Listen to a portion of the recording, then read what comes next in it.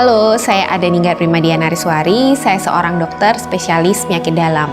Biasa dikenal dengan Dr. Ning, health educator tentang COVID-19. Kebanyakan saya share edukasi melalui Instagram pribadi saya, lewat postingan atau juga Instagram Live. Saya juga sering berkolaborasi dengan akun-akun lain yang punya concern terhadap COVID-19.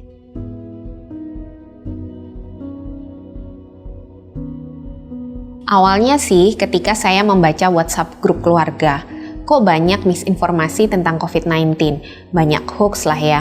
Saya kaget, kok ada beberapa keluarga saya yang mudah sekali percaya, bahkan belum dibaca sudah di-share informasinya.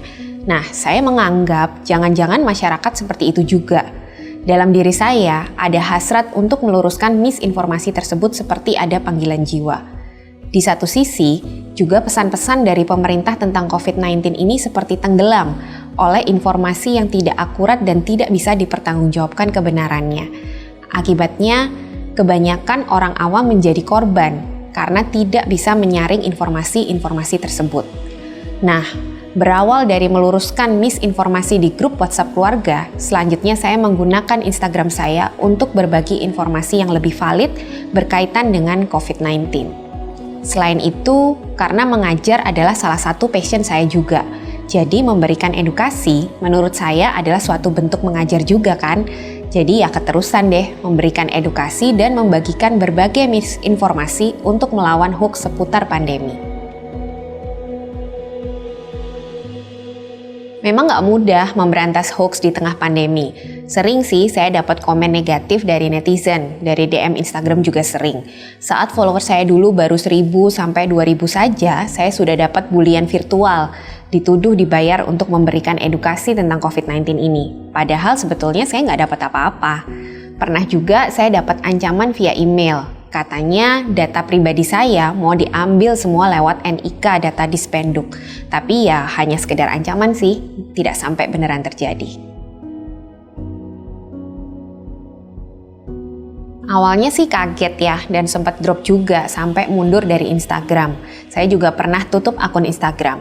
Tapi setelah itu saya terus berpikir, kalau informasi yang salah tersebut dibiarkan, apalagi yang berkaitan dengan kesehatan, itu hubungannya dengan nyawa, bisa berakibat fatal ke manusianya. Oleh sebab itu, hati saya tergerak. Cuma gara-gara dibully virtual aja masa udah down. Saya kan memberikan edukasi juga nggak asal, dengan bukti ilmiah, dengan sumber penelitian yang kredibel, dan juga bisa dipertanggungjawabkan. Jadi saya mikir kenapa harus takut. Akhirnya hanya bertahan 3 hari saya tutup akun Instagram, lalu saya kembali lagi. Saya juga sadar, kan ada fasilitas blokir dan hapus juga dari Instagram. Jadi bisa tinggal blok aja itu netizen-netizen yang ngebully ya. Netizen yang suka ngebully, hate comment, itu biasanya kan kalau ketemu beneran nyalinya ciut. Terkadang ya hanya iseng, mereka berani hanya lewat virtual aja. Jadi menghadapi netizen-netizen juga membuat saya belajar untuk lebih bersabar. Salah satu syarat menuju endemi adalah mayoritas masyarakat sudah divaksin lengkap minimal 70% dari total populasi. Sedangkan di Indonesia itu baru sekitar 59%. Di samping itu, menurut saya melepaskan prokes adalah langkah terakhir. Selama masih ada virus COVID-19 yang bisa mengancam jiwa orang-orang yang rentan, memakai masker maupun prokes lainnya itu tidak boleh kendor. Kita jangan sampai langsung tiba-tiba melonggarkan kebijakan, serta kesadaran masyarakat akan prokes tidak boleh kendor dulu. Jangan sampai lengah, di mana harusnya kita bisa masuk endemi, namun karena kita lengah, malah terjebak lebih lama dalam pandemi COVID-19. Kita harus tetap waspada. Meskipun nantinya transisi menuju endemi, protokol kesehatan jangan sampai kendor.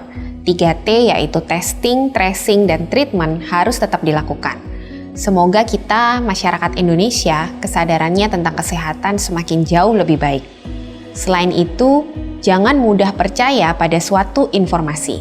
Cek faktanya terlebih dahulu, mau tidak mau kita harus lebih berpikir kritis dalam memprosesnya, agar tidak terjerumus ke dalam informasi yang salah. Satu lagi, untuk teman-teman health educator seperti saya maupun masyarakat yang concern dengan COVID-19, be brave to be you, be brave to stand for what you believe in. Berani untuk terus memberikan edukasi yang tepat.